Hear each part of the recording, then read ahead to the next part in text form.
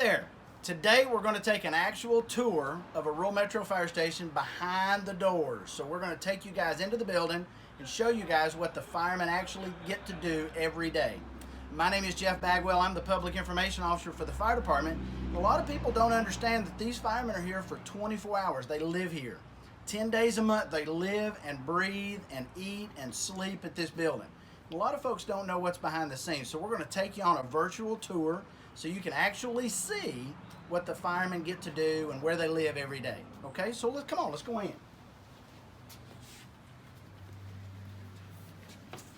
Now the first room we come to is nothing more than a giant room. It's big, it's open, there's a kitchen in the middle of it, a big island, so the firemen can obviously cook their meals here. They can congregate around the table, they can eat their meals, and then they can do training. A lot of folks don't understand that. The old days, the firemen had the image of playing checkers outside the fire station. Well, today's different. We're in a different world. They even have a dry erase board where they can write stuff, draw scenarios out on the board, actual incidents, maybe fires that they've been on, and they can learn from what they did right as well as what mistakes they may have made.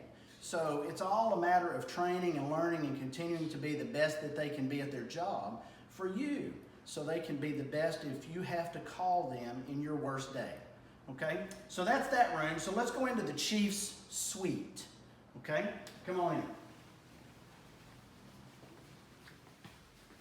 So the chief has his office. Okay, he sits here at the desk. He's out doing his chiefly duties today. Okay, seeing his crews. He has his desk, has his computer. He can come in and he can fill shifts. He has to fill sick time when guys are sick. Maybe they need to take vacation. He has to do all of that from right here. So this is his area. He usually comes back here in the evenings, spends time with the crew, eats with them, and then he does his work. He might be here during the day, but he's not today. And then he has his bedroom. He has his own lazy boy, his own TV on the wall. I don't think you can see that. It's back behind this one. And he has his own bed. So he has his own room right here, all to himself. So when the guys have to go out on a call, unless it involves him, he doesn't have to get up and go. All right? So let's walk back into the big room. We'll go into the office.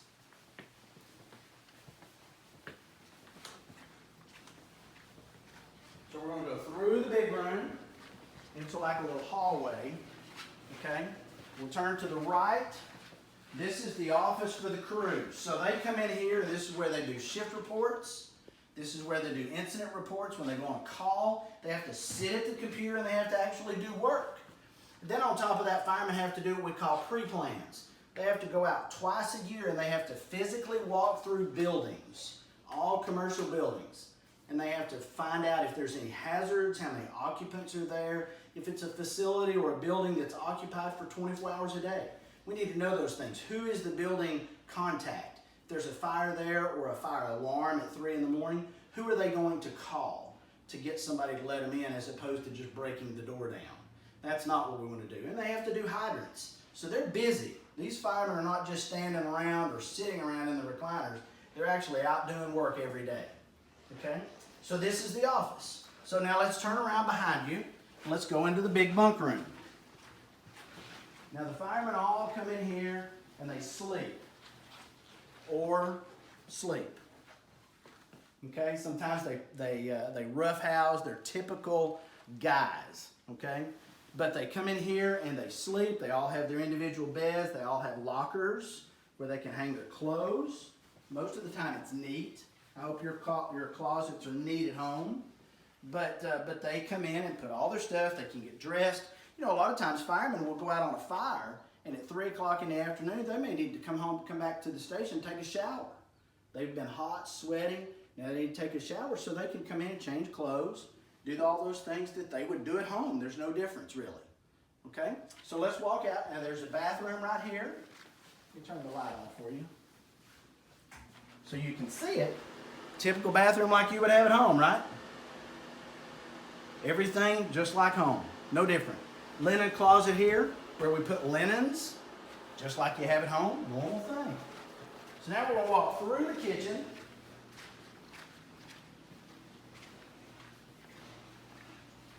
Now this is the living room part. This is what everybody likes, okay? The recliners are nice and comfortable. Let me show you how comfortable they are, okay? They're good and squishy. They feel good. They're suede leather. The feet go up. I bet you probably got one like this at home, right? You can lay back, throw your hands back behind your head, and right over there is a nice 55-inch TV that you can just see perfectly. Okay, so the firemen can actually relax during the day or in the evening when they're not training or they're not out saving lives. No difference, okay? Nice living room. Let's go to another bedroom. Lights are off in here. So on this side, you've got another bedroom, just like the other side, okay, except smaller, all right? Typical bedroom. Got a bed, nightstand, TV. Fellas come in, throwing his clothes down. He's probably changed his clothes because he's going out doing training. We'll see that in a second. Okay? Pretty simple. Now, one of the things that's interesting, where are you? Is you see the lights on the wall? That is a red light. So when the guys get an alarm and it's a fire call or an EMS call for the fire truck, the red light comes on. We'll show you out in the other room, there's a red light and a green light. If they both come on, then it's like a car wreck where the rescue truck has to go as well. All right? So right over here is another bathroom, opposite of the other one. It's the twin. Looks just like it, doesn't it? Same thing. Same colors. We like to keep it standard. Okay? Now behind you is a washer and dryer. Guess what? Every house has one, right?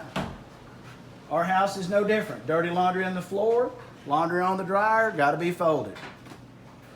Normal stuff, just like your everyday house. Now let's go outside on the patio, because the patio is important.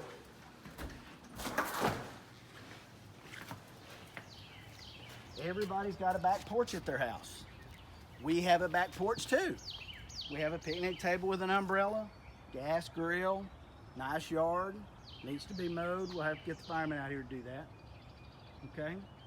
Looks just like anybody else's backyard, no different. Nice and quiet, nice and peaceful.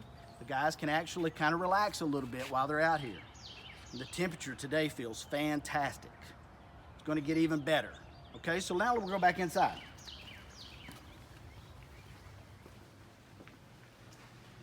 Now every fire station has to have a bathroom that's accessible to the public. Okay, and this one's locked. Okay, behind the door. That's embarrassing. Okay, one more bunk room. Just like any of the others, this is where the captain sleeps. Because he's the captain, he has his own bunk room. No different. But everybody kind of, when you get to that point in the fire department, you kind of have a little bit of seniority, so you have your own bunk room. It's kind of special. You don't have to share it with all the other firemen. Got it all to yourself. Kind of nice. All right, you ready to go out to the bay? Let's go see the engine room.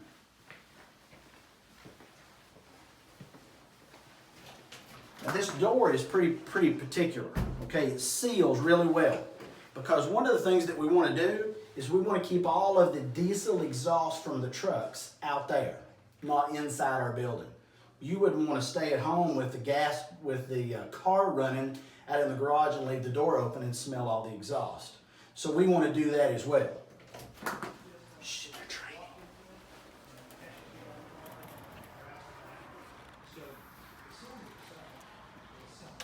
What we'll do out here will be kind of quiet. These guys are training over here on the side. So what we want to do is not make a whole lot of noise, but they're doing training on air packs. These are things that we wear on our backs when we have to go into a burning building. We have to wear them so we have fresh air. A lot of people think that's oxygen on our back. It's really not oxygen. It's just fresh air. Okay, so these are new, some of them are new guys that are actually getting some training for the first time on breathing apparatus. Very important equipment for us. You can see this engine room, it holds 4 engines. We usually have a ladder truck here. It's not here right now.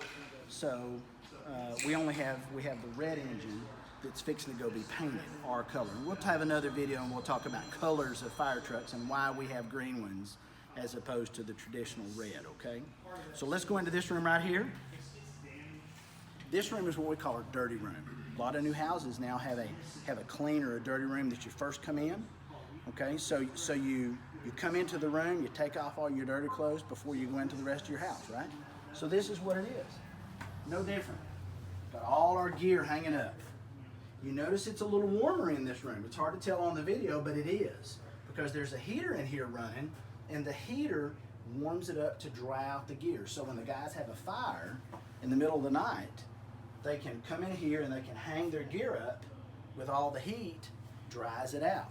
They actually have a washer here special for the turnout gear. So they can wash the gear, hang it up so it's clean. Very important for us to have clean gear because the dirt gets in those fabrics and it just grinds it out, you know, and then you have like your blue jeans at home that have holes in them. It's probably because you ground them down to where the fabrics don't come together anymore. You know, they're not like this, they're like this. Okay? All right, let's go on.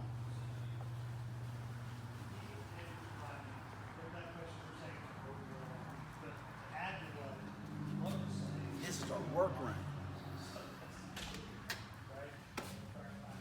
So in the workroom, you've got all the supplies that we have to have.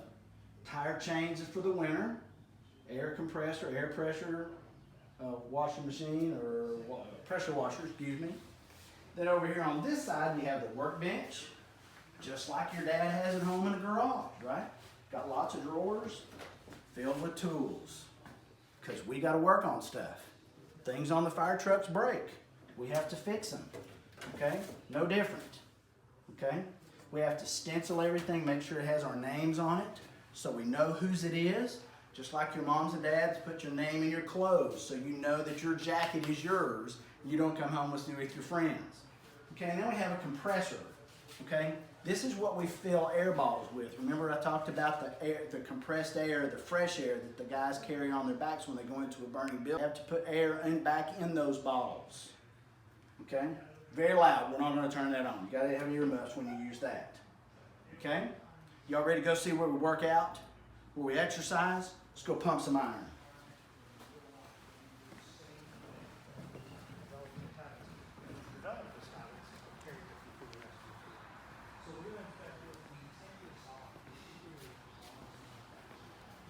All right, got to go upstairs.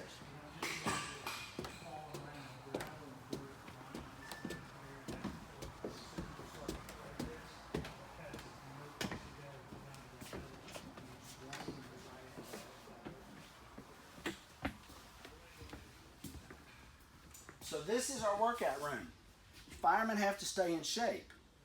We have to continually work on keeping our muscles in tone, making sure that we're in shape to be able to do our job. Being a fireman is one of the most strenuous jobs out there. It can be physically demanding. So we need to work out constantly. These guys will work out at least once a day when they're on shift. At least. Okay, so you can tell they've got all kinds of machines up here, dumbbells, weights. I'm not going to try and lift any of these. I don't want to show anybody up. Okay, bouncing balls where they can work on stabilization, balance, very important in our business, all those kind of things. And there's no air conditioning up here, but we can open up the windows, turn on the exhaust fan, we have fresh air coming through. A lot of workout rooms, a lot of people will say in gyms, you don't want to have air conditioning. You don't really want to have heat either, because you want to have your natural body heat that you'll actually be producing. All right? So let's go back downstairs, and then we'll walk outside.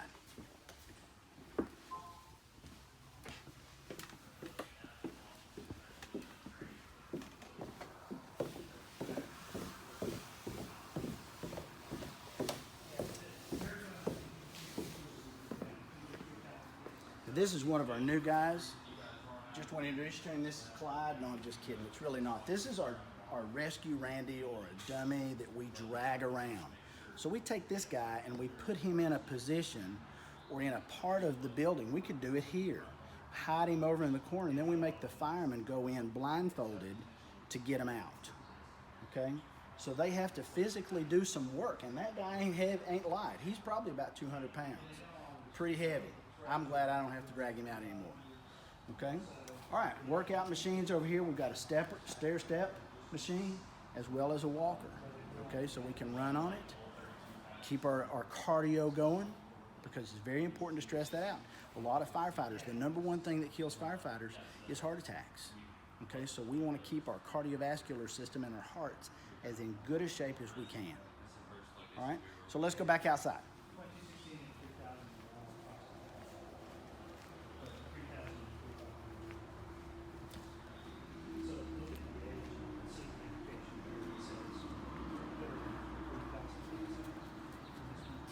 So we've actually made a complete tour now. We started in the front door and we came out of the bays.